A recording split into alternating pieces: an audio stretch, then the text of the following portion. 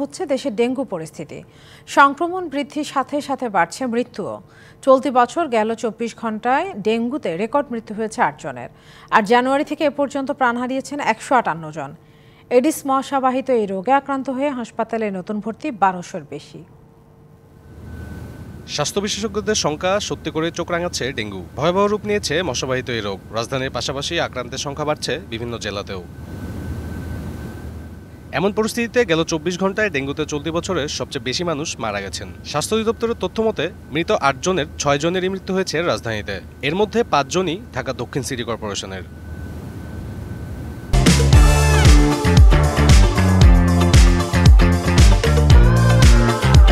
এদিকে গেল ২৪ ঘন্টায় সারা দেশে ডেঙ্গু আক্রান্ত হয়ে হাসপাতালে ভর্তি হয়েছেন ১,২২১ জন। চলতি বছর সব মিলিয়ে হাসপাতালে চিকিৎসা নিয়েছেন ২৯,৭৮৬ জন। মৃত্যু ও আক্রান্ত দুই ক্ষেত্রেই নারীদের সংখ্যা বেশি।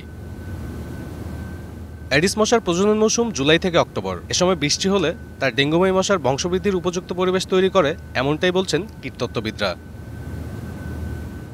সাব্বির রোজ, ডিবিসি নিউজ, ঢাকা।